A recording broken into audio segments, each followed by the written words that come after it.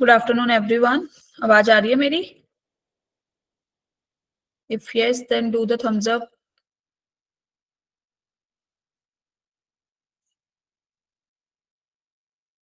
Okay, screen दिख रही है ना सबको? बड़ी आराम से ज्वाइन कर रहे हैं आज सारे।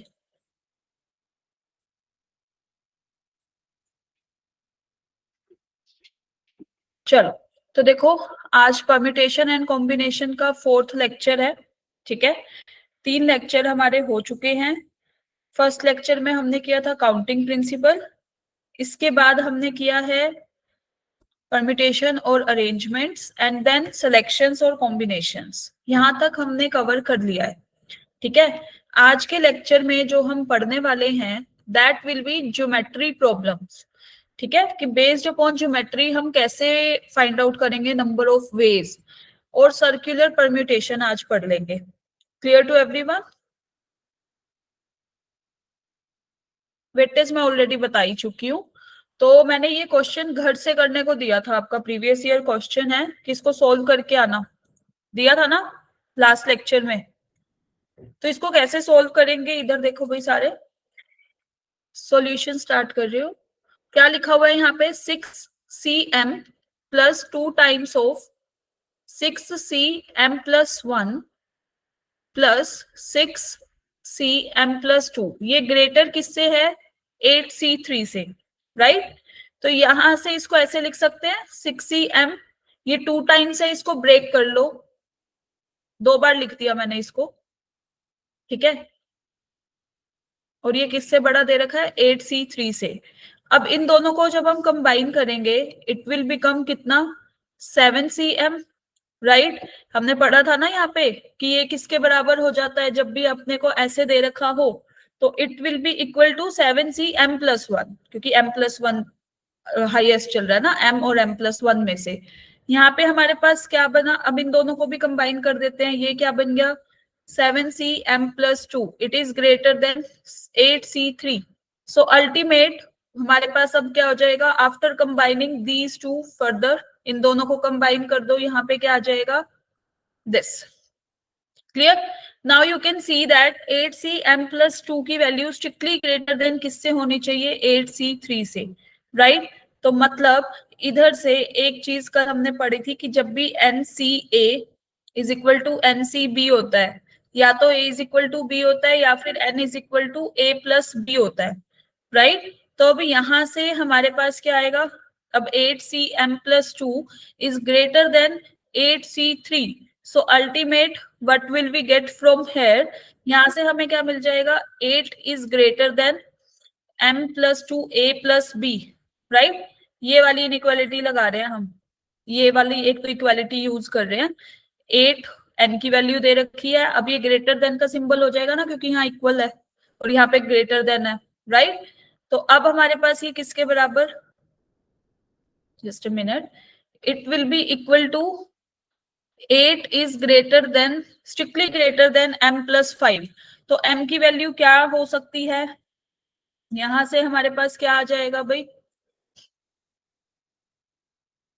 यहां लिख रही हूं, जैसे हमें क्या दिया हुआ था? 8 is greater than m plus 3। सो अब हमें क्या मिलेगा? 8 minus 5 is strictly greater than m, मतलब m is less than 3।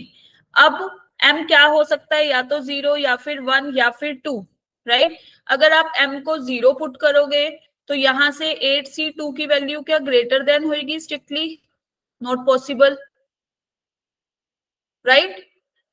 if m is equal to 0, if m is equal to 1, then this will become 8c3 is strictly greater than 8c3, फिर से not possible, right? तो हमारे पास यहां से m की value कितनी हो गई? 2। Is that clear to everyone?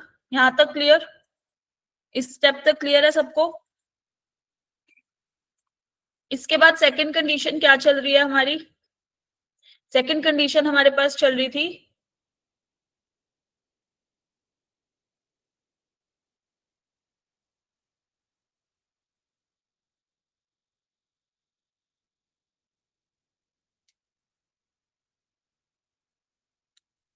Second condition हमारी ये चल रही है, right? n minus 1 p3 ratio n p4 is equal to 1:8। तो हमारे पास इधर से क्या वैल्यू आ गई भाई? This will become n minus 1 p3 upon n p4 is equal to 1/8। अब हमें बस फॉर्मूला ओपन करना है, यहां से आपको n की वैल्यू मिल जाएगी। अभी रिपीट भी कर देंगे, 1 मिनट पहले एक बार सेकंड कंडीशन देख लो। तो हमारे पास ये किसके बराबर? n minus 1 factorial, this is n minus 1 minus 3 factorial. Clear? नीचे हमारे पास चल रहा है n फैक्टोरियल और यहाँ पे n minus 4 factorial is equal to 1/8। From this what will we get? यहाँ पे भी n माइनस 4 बनेगा, ये कैंसिल आउट इससे। हमारे पास क्या बना? n minus 1। नीचे क्या लिख सकते हैं? n माइनस 1 का फैक्टोरियल, ये कैंसिल आउट इससे। तो this will become 1/n upon is equal to 1/8। n will be equal to 8। तो आपके पास n की भी वैल्यू आ गई और किसकी वैल्यू आ गई अपने पास? m की भी वैल्यू आ गई। किसके बराबर? 2 के बराबर। निकालना क्या था हमें? इसकी value npm plus 1 npm plus 1 plus n plus 1 cm, right?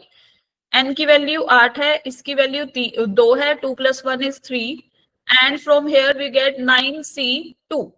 so this will be equal to 8 factorial upon 3 factorial into 5 factorial। ये तो परमिटेशन है ना, 3 factorial नहीं आएगा, ये 5 factorial आएगा। क्लियर? यहाँ पे 9 फैक्टोरियल फिर 2 factorial into 7 factorial and you will get 8 6 7 into 6 plus यहाँ से आपको मिलेगा 9 8 divided by 2। So this will be equal to, यहाँ से हमारे पास दिस इज 36। तो आपको क्या करना है? अब इसको मल्टीप्लाई फिर आप इसको ऐड करोगे, the answer will be 372। Is that clear to everyone? Just हमने फॉर्मूला ही ओपन किया है, इसमें और कुछ नहीं किया। एक बार रिपीट कर रही हूँ, जल्दी से देखो फिर नोट करना सारे। सी ऑप्शन इसका सही ऑप्शन है, प्रीवियस ईयर का क्वेश्चन अभी लास्ट ईयर ही आया है। ठीक है, अपने को कंडीशन क्या दे रखी है? ये वाली, राइट? फर्स्ट हमने इसको ब्रेक कर दिया दो में, ये एक बार लिख दिया, ये दूसरी बार लिख दिया, राइट? फिर फॉर्मूला लगाया जो हमने भी पढ़ा हुआ है, एनसीआर। क्लियर? फिर NCR plus 1 is equal to n plus 1 CR+1 पढ़ा था ना प्रॉपर्टी में, राइट? वही वाला इधर लगा दिया, दो दो को कंबाइन करके, एक फर्स्ट ये सेकंड। जब आप फिर फर्दर इनको कंबाइन करोगे it will become 8cm+2 and this is greater than 8c3। ठीक है, फिर ये वाला रूल, ये वाला स्टेप हमने यूज किया, प्रॉपर्टीज ही यूज कर रही हूँ। ठीक है, यहां से हमारे पास क्या आया? 8 is greater then m+5। m की वैल्यूज पॉसिबल 3 से छोटी होनी चाहिए, तो 0 भी हो सकती है, 1 भी, 2 भी, क्योंकि फैक्टोरियल निकालेंगे तो वो क्या होना चाहिए? इंटीजर होना चाहिए, नॉन नेगेटिव, है ना? m0 लिया तो ये नॉट पॉसिबल केस आ रहा था, ऐसे ही m1 लिया, यहाँ से भी नॉट पॉसिबल, तो m should be equal to 2। अब हमने दूसरी कंडीशन उठाई n वाली, ये वाली n-1p3 रेशियो दिस, ये 1/8 के बराबर है। यहाँ से हमने इनके फॉर्मूले खोले और n की वैल्यू आ गई 8 के बराबर, और ये फाइंड आउट करना था हमें finally. So 372 will be the right answer. Is that clear to everyone? If it is clear, then do the thumbs up.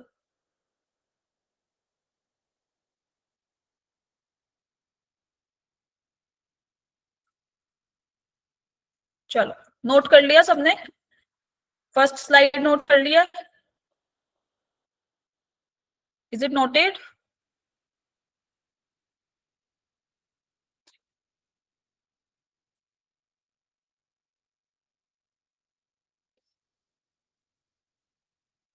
चलो, सेकंड स्लाइड।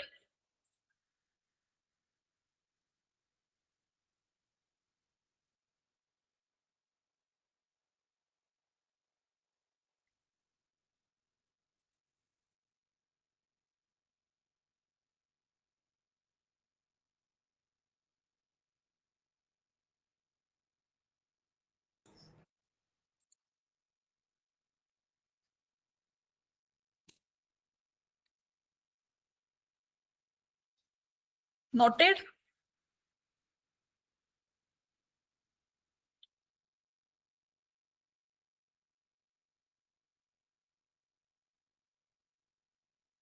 कर लिया note? If yes then do the thumbs up जल्दी से। Back slide लो भाई।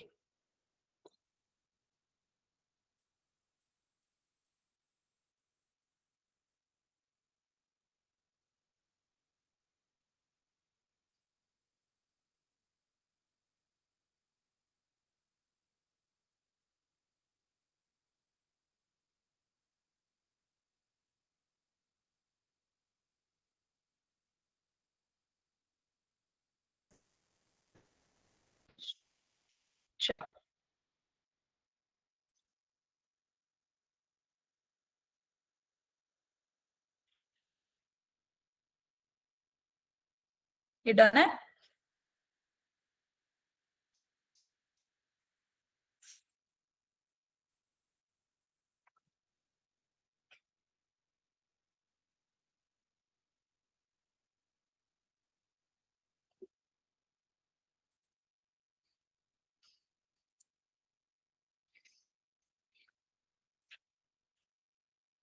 अब तो इस वाले को तो नोट करने की भी नीड नहीं है, आपको m की वैल्यू पता है, n की वैल्यू पता है।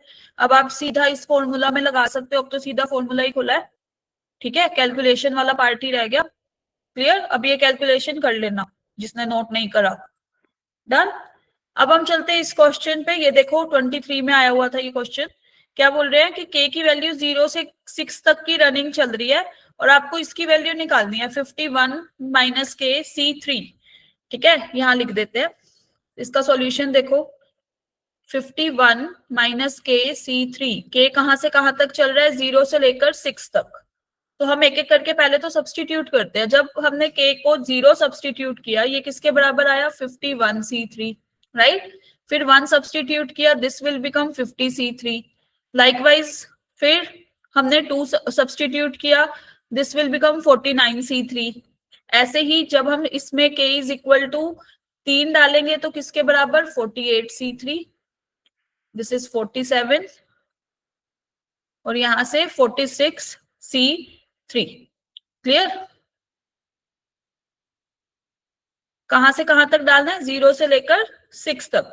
तो यहाँ पे हमारे पास अब क्या क्या चीजें आ गई भाई? देखो ये हमने 0 डाला, यहाँ पे 1 डाला, इधर 2 3 4, इधर 5 और अब एक रह गया, दैट इज यहाँ से क्या रह जाएगा? 45 C3।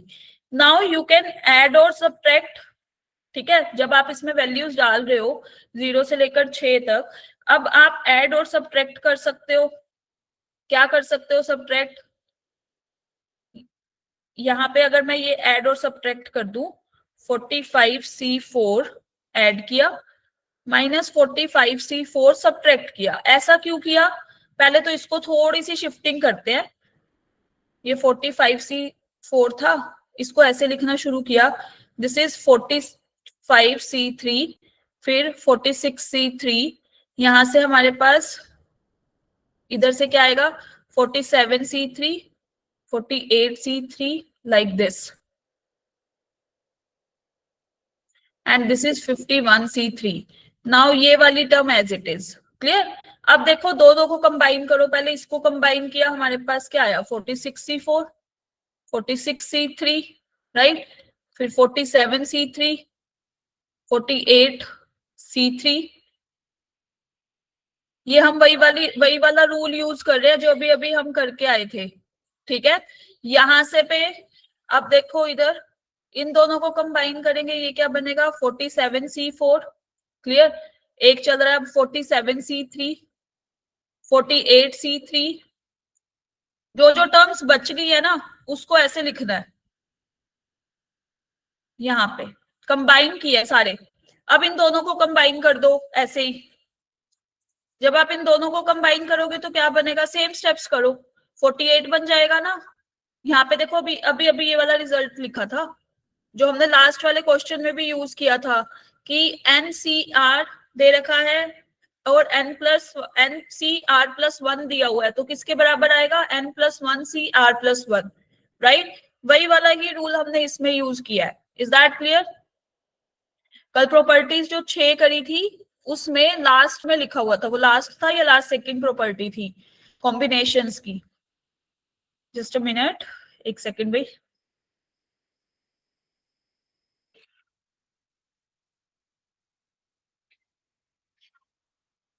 ये वाली लिखी ना प्रॉपर्टी, ये वाली, यही वाली यूज की है यहाँ पे। क्लियर है, दो दो का पेयर बना के। अब ये किसके बराबर आ जाएगा हमारे पास,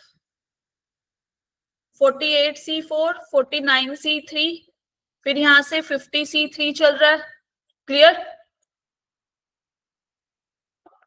और इधर हमारे पास क्या आ जाएगा, 51, यहाँ 48 रह गया, एक रह गया 48, एक मिनट, हाँ 49C3, इधर चल रहा है 50C3, 51, एंड दिस इज, ये तो हमारा एज इट इज ही था 45C4।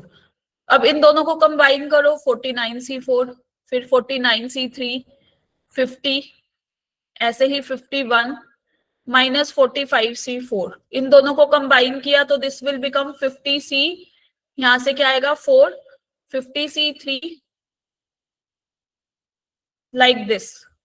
फिर इन दोनों को कंबाइन करना है, it will become this, 51C3, 45C4, इसको कंबाइन करोगे तो भाई ये आंसर आ गया हमारे पास।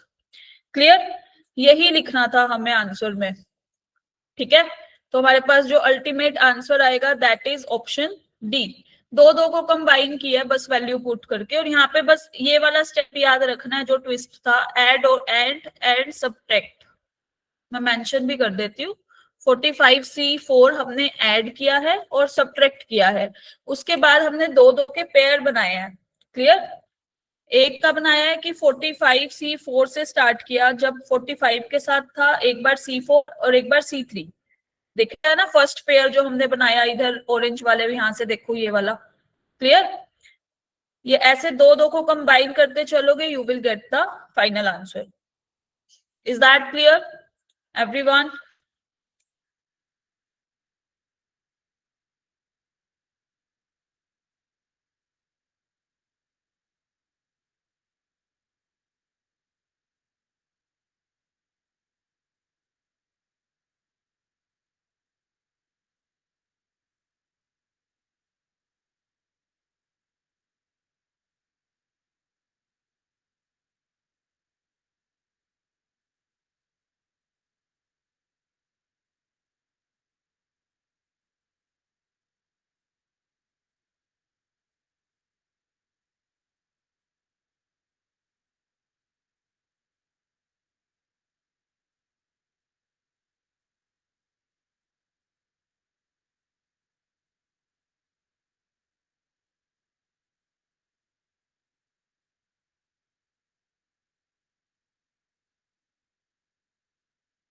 प्लस तो n प्लस,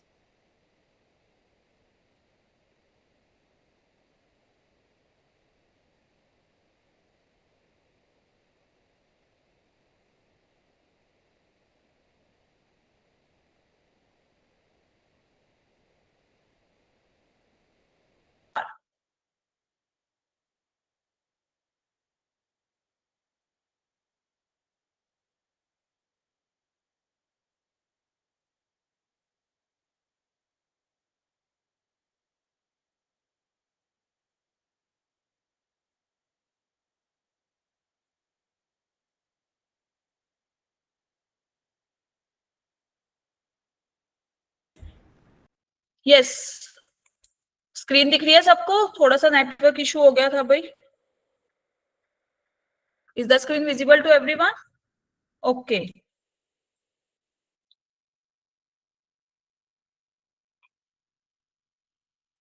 नोट कर लो भाई सारे, ये एक बार मैं बैक स्लाइड कर देती हूँ, इसको नोट करो।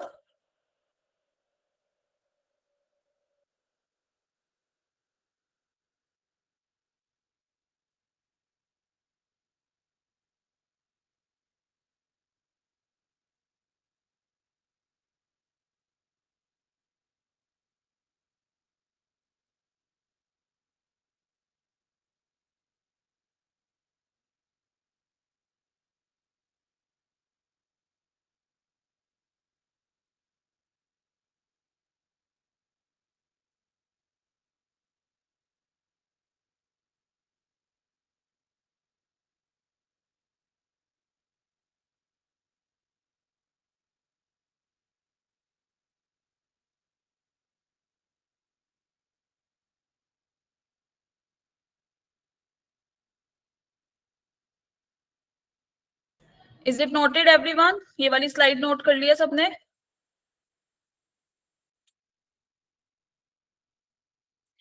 Okay, moving to the next slide. जल्दी से ये नोट करो, take a minute and note it down.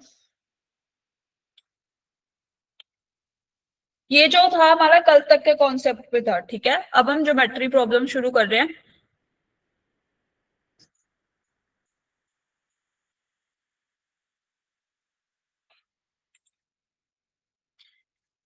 कर ली नोट? ओके.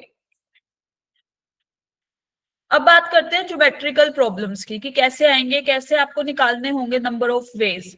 ठीक है. तो अब ये देखो, जैसे यहाँ पे लिखा हुआ है, एग्जाम्पल से ही समझते हैं. इधर क्या लिखा हुआ है कि let lines A and B are parallel to each other. कोई दो लाइन्स है, यहाँ बना देते हैं ए और बी, ये पैरेलल है. ठीक है. अब तीन पॉइंट्स दे रखे, तीन पॉइंट्स हमें कहां से लेने हैं? ए से. And 4 points are taken on B. तीन पॉइंट्स हमारे कहां पे हैं? ए पे. तीन points like A1, A2, A3 ये बना दिए. क्लियर. ऐसे ही 4 पॉइंट्स दे रखे हैं लाइन बी पे, 1, 2, 3 and 4. This is B1, B2, B3, B4. Now the question is how many new straight lines can be drawn? कितनी स्ट्रेट लाइंस हम बना सकते हैं? अगर मैं मान लो A1 पॉइंट उठाऊं, ये रहा मेरा A1 पॉइंट. क्लियर. अब इसके साथ मैं B1 के साथ भी इसको कनेक्ट कर सकते हैं, B2 के साथ भी कनेक्ट कर सकते हैं, B3 के साथ भी, है ना. ऐसे एक बना के दिखा रही है.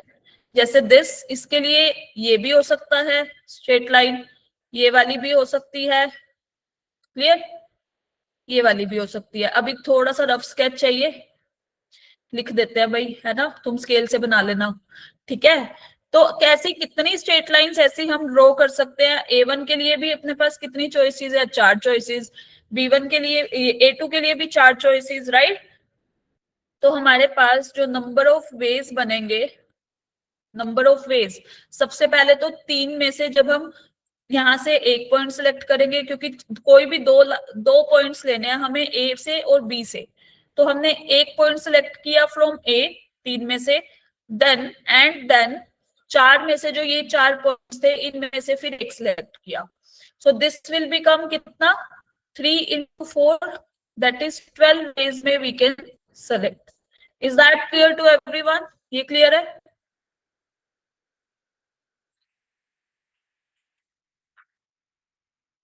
ठीक है. तो ऐसे ही जैसे ए के पास 3 पॉइंट्स हैं, तीनों के लिए 4 4 चॉइसेस है, राइट. नोट कर लो भाई, ये ड्रॉ कर लेना सारे.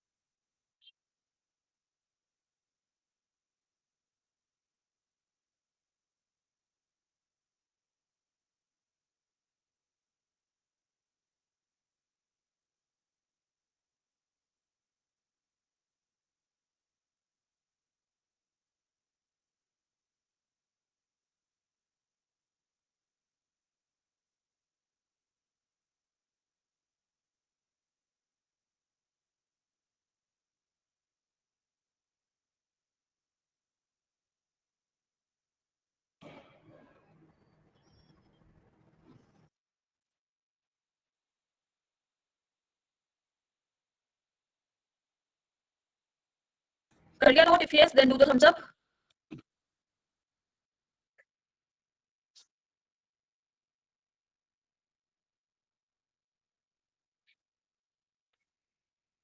ऐसे ही ये वाला क्वेश्चन देखो. अब इस क्वेश्चन में क्या कहा गया है कि if 7 points out of 12 are in the same straight lines. ठीक है.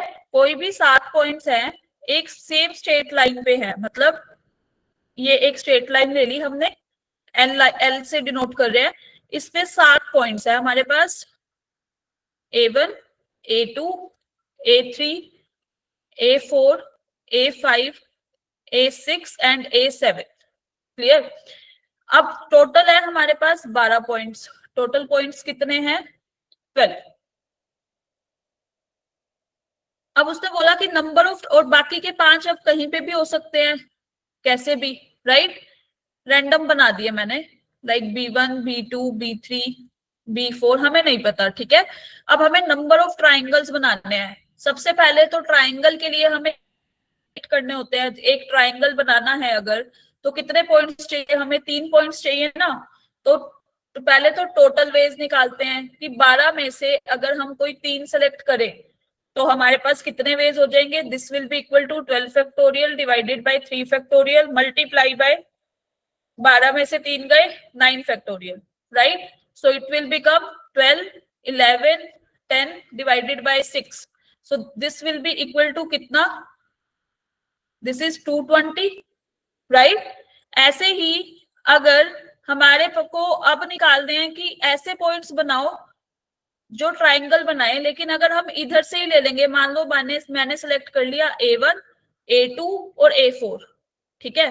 सेम स्ट्रेट लाइन से अगर हम कोई 3 पॉइंट्स उठा रहे हैं तो उससे हम ट्राइंगल तो नहीं बना सकते, यस और नो? कोलिनियर पॉइंट्स हो गए ना वो, तो उससे हम ट्राइंगल तो नहीं बना पाएंगे क्योंकि वो तो सेम स्ट्रेट लाइंस पे दे रखे हैं हमें, ठीक है। तो अब हमें टोटल में से ऐसे केसेस माइनस करने हैं जो सेम स्ट्रेट लाइंस पे हो। तो मतलब number of ways of selecting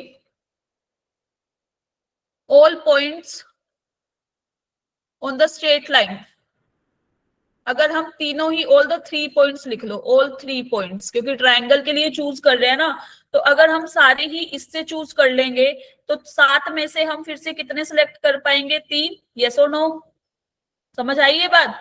कि एक ये वाली लाइन पे हमारे पास 7 पॉइंट थे, 7 में से हमने कितने सिलेक्ट करने हैं? 3। तो अब यहां से ये कितने केस बने? 7 factorial divided by 3 factorial is multiply by 4 factorial. जल्दी से मल्टीप्लाई करके इसका आंसर दो चैट बॉक्स में। चलो मल्टीप्लाई तो कर सकते हो ना, जल्दी से करो।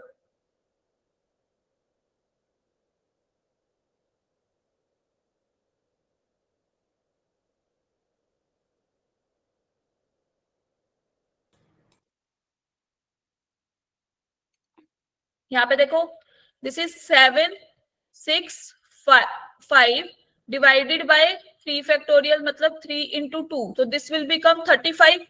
सो अब मेरे को रिक्वायर्ड वेज क्या हो जाएंगे? टोटल वेज में से हम ये ऊपर वाले माइनस कर देंगे 35, क्योंकि ये सेम स्ट्रेट लाइन से नहीं ले सकते हम ट्राइंगल बनाने के लिए। तो 220 minus 35, the answer will B 185। This will be the required answer.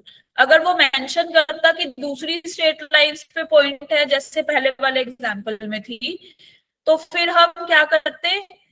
फिर हम दूसरा केस लगाते, पॉसिबिलिटीज लगाते, लेकिन अभी उसने मेंशन ही नहीं करा कि ये बाकी के 5 पॉइंट कहाँ पे है, ठीक है। ऐसे ही जैसे मैंने पैटर्न बनाया ऐसे दे रखे है, या ऊपर भी हो सकते हैं, लाइन के नीचे भी हो सकते हैं, लेफ्ट में भी हो सकते हैं, राइट में भी हो सकते हैं, हमें नहीं पता।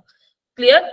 हमें बस इतना पता है कि हम अगर सेम स्ट्रेट लाइन से कोई 3 पॉइंट सेलेक्ट करेंगे ना, हम फिर वो ट्राइंगल नहीं बना पाएंगे, यस और नो? क्लियर? तो जितने भी टोटल वेज आए उसमें से हमने वो वाले वेज माइनस कर दिए जिससे हम सेम लाइन से उठा रहे थे point. Is that clear? Note कर लो सारे।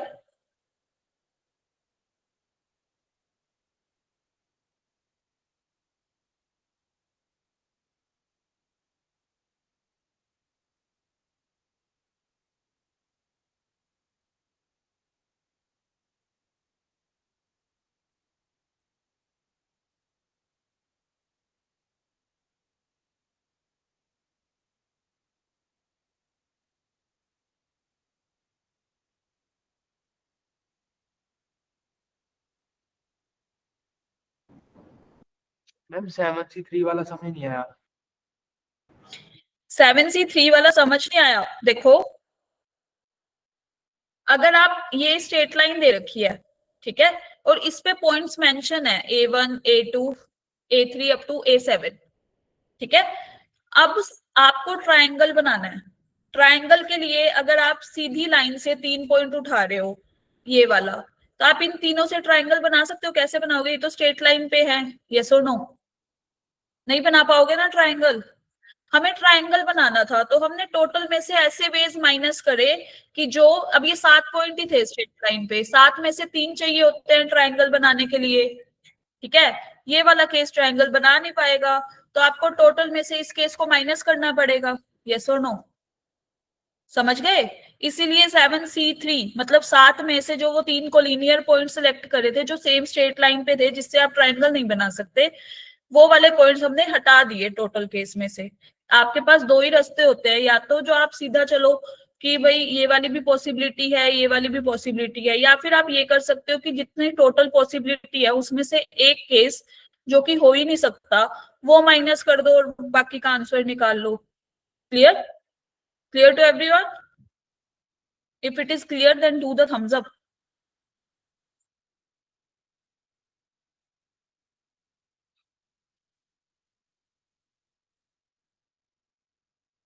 चलो चले आगे।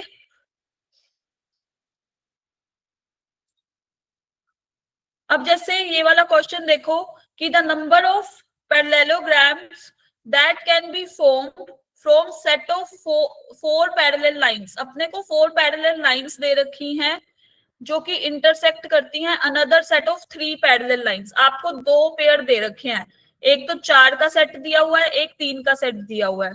सॉल्यूशन, ठीक है। एक तो आपको एक ये ले लेते हैं P1 P2 P3 P4, ये चारों पैरेलल लाइंस है। ये P1 है, P2 हो गया, this is P3 P4, right. अब दूसरा सेट क्या दिया हुआ है? 3 पैरेलल लाइंस का अनदर। अब वो लाइन ऐसे भी हो सकती है पैरेललोग्राम बनाने के लिए, A1 A2 A3, ये 3 सेट, या फिर वो ये भी हो सकती है और A1 A2 A3 किसी भी डायरेक्शन में हो सकती है, हमें नहीं पता। यस और नो? क्लियर? अब उसने बोला कि आप नंबर ऑफ वेज बता दो कि कैसे सेलेक्ट करेंगे। तो सबसे पहले नंबर ऑफ वेज, पैरेललोग्राम बनाना है तो हमें क्या करना पड़ेगा? पैरेललोग्राम कैसे होता है? उसमें अपोजिट साइड हमारी क्या हो जाती है? पैरेलल। यस और नो? अपोजिट साइड्स पैरेलल होती है ना, तो हमें 2 लाइन तो इस वाले सेट से उठानी पड़ेगी, 2 लाइन इस वाले सेट से उठानी पड़ेगी। Is that clear? ठीक है। अगर आप चारों ही इस वाले से उठा लोगे, ये तो सारी ऐसे ऐसे पैरेलल है, ये तो बना ही नहीं सकती पैरेललोग्राम। यस और नो? नहीं बना सकती ना। ऐसे ही अगर आप इन 3 में से उठा लोगे, 3 में से तो 4 उठा भी नहीं पाओगे। मान लो 3 यहां से उठा ली, ये वाली, एक ये वाली उठा ली, तो क्या ये पैरेलल है? पैरेललोग्राम बना पाएंगी? नहीं बना पाएंगी। तो नंबर ऑफ वेज 2 आपको इधर से उठानी पड़ेगी फर्स्ट सेट से, मतलब 4C2, और 2 आपको इधर से उठानी पड़ेगी, मतलब 3C2। तो ये तो सीधा सीधा ही आ गया, 4 factorial divided by 2 factorial this, and this is 3 factorial divided by 2 factorial, and then the required answer will be after solving it। पहले वाला 6 बन गया और ये वाला 3। 18 वेज है हमारे पास, 18 तरीके हैं ऐसी लाइंस पैरेललोग्राम बनाने के। Is that clear?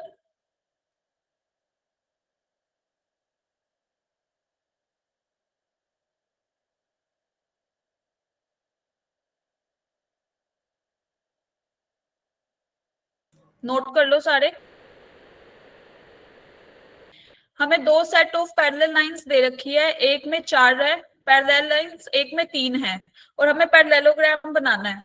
तो हमें पैरेललोग्राम बनाने के लिए 2-2 का पेयर चाहिए जो कि अपोजिट साइड जिसमें पैरेलल हो जाए। तो हमने एक 4 वाले सेट से 2 लाइंस उठाई 4C2 वेज में, ऐसे ही 3 वाले सेट से अनदर पैरेलल लाइंस उठाई 3C2 वेज में। तो अपने को जो मिल गया answer, that will be equal to 18। Is that clear?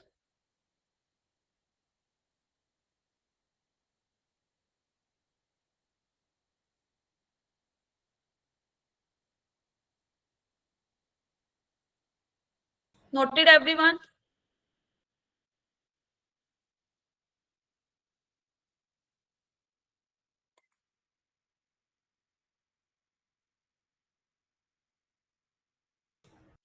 चलो नेक्स्ट क्वेश्चन पे चलते हैं। अब जैसे ये वाला क्वेश्चन देखो, जेई मेंस का है 2021। इसमें क्या बोल रहा है?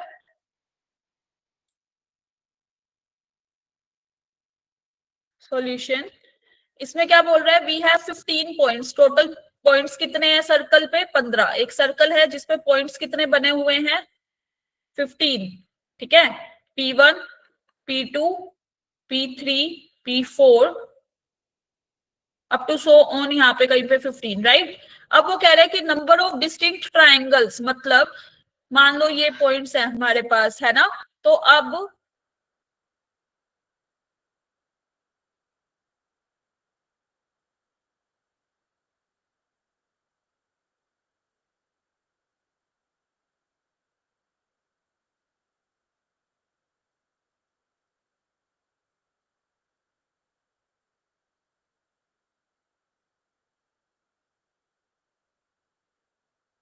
ठीक है, अपने पास ये 15 है पॉइंट सर्कल पे।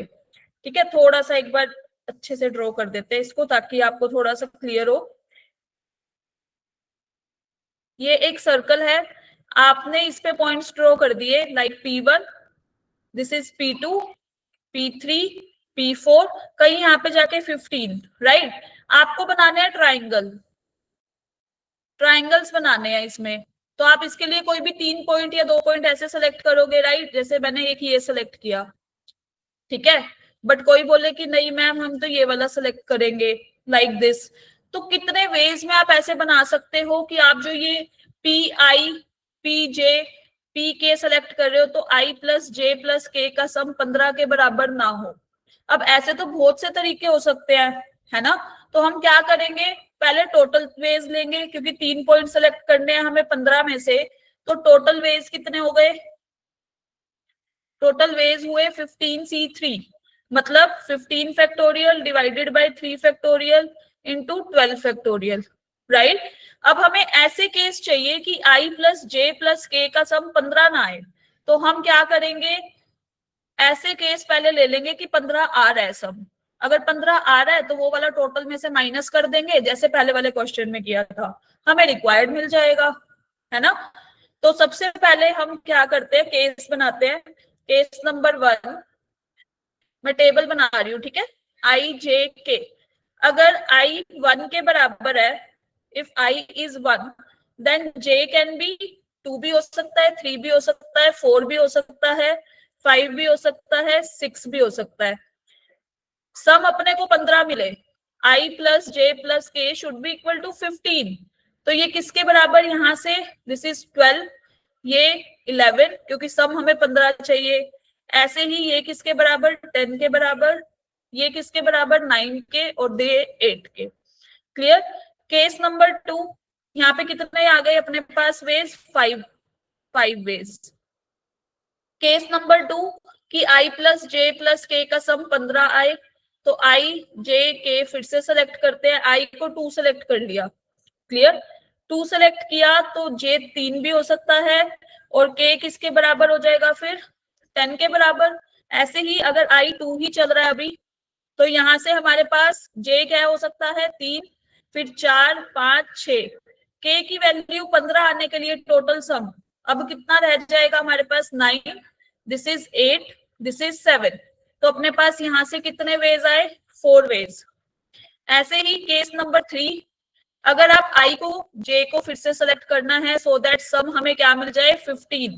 अगर आप आई को सेलेक्ट करते हो 3 के बराबर, तो जे अगर 4 के बराबर है तो के 8 हो जाएगा, है ना, 8 7 15।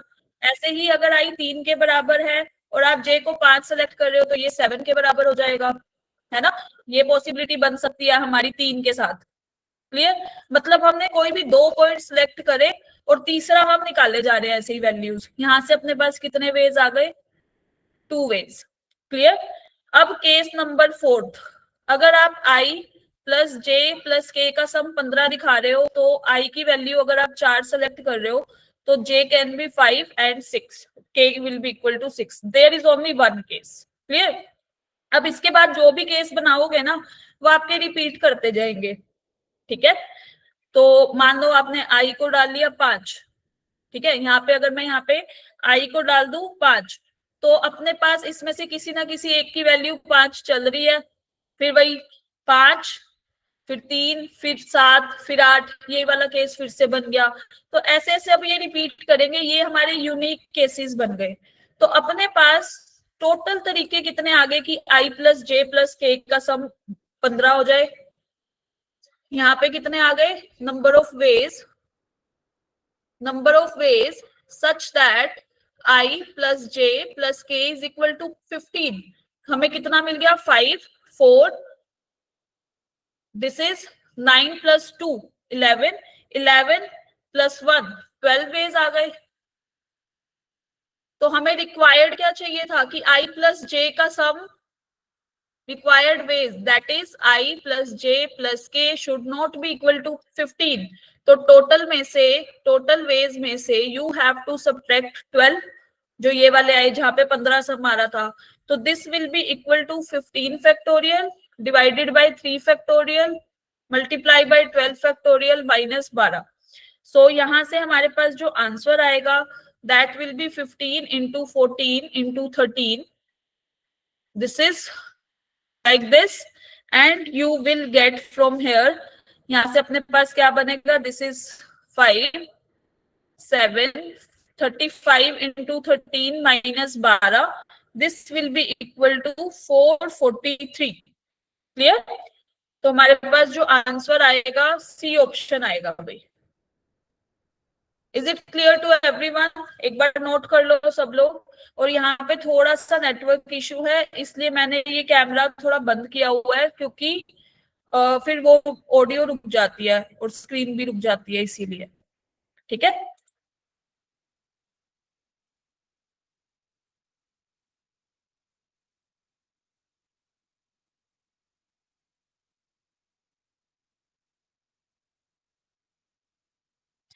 तो इस क्वेश्चन में जो हमने स्टेप किया है पहले टोटल वेज निकाले हैं. 15 में से 3 पॉइंट सेलेक्ट करने थे हमें ट्रायंगल बनाने के लिए. उसमें से हमने वो केस माइनस करे हैं जहां पे I plus J plus K का सम 15 आता हो. ठीक है. क्योंकि ना आने के तो बहुत सी पॉसिबिलिटी है. हमें आने वाले पता है क्योंकि वो लिमिटेड आए 12 तो वो हमने टोटल में से माइनस कर दिए. Clear? Is it done? Slide noted ये वाली. Next slide.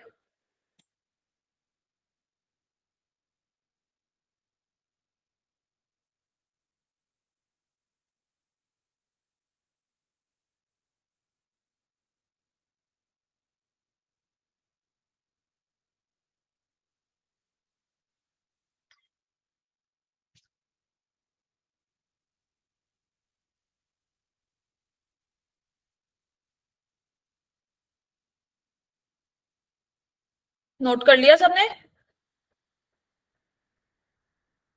जल्दी से करो.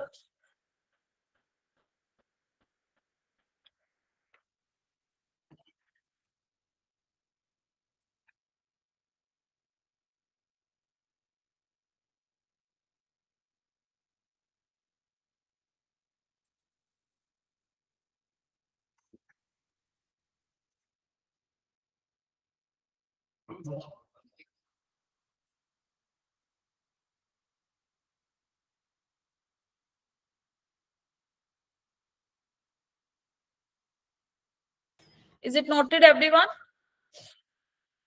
डन. चलो अब हम बात करेंगे सर्कुलर परम्यूटेशन की. थोड़ा सा आज इंट्रोडक्शन दे देती हूँ सर्कुलर परम्यूटेशन का. कल इसमें क्वेश्चंस करेंगे. ठीक है. देखो जैसे अभी तक हम करते हुए आ रहे थे एक बार थोड़ा सा कॉन्सेप्ट देखना.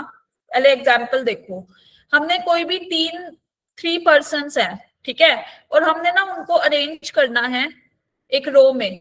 तो अपने पास कितने वेज थे? जैसे ए बी सी कर दिया या फिर बी ए सी कर दिया या फिर सी ए बी कर दिया है ना. ऐसे ही जब आप इधर ले आओगे फिर ए सी बी. ठीक है. यहां से फिर क्या आ रहा था हमारे पास? बी सी ए. यहां से सी बी ए. तो अपने पास कितने तरीके थे? 6 वेज जो हम डिजिट्स में भी करके आए थे जब अपने को ऐसे बिठाना है. क्लियर? लेकिन जब हम सर्कुलर वे में बिठाते हैं जैसे ए को कहीं ये एक अगर आपने ए को शिफ्ट करा बिठा दिया कहीं पे जैसे हम कहीं पे गए खाना खाने. ठीक है. पर्सन एक बैठ गया इस वाली चेयर पे. जब तक कोई नहीं बैठा तब तक तो राउंड टेबल पे कुछ भी 1 2 3 4 नहीं होता है ना.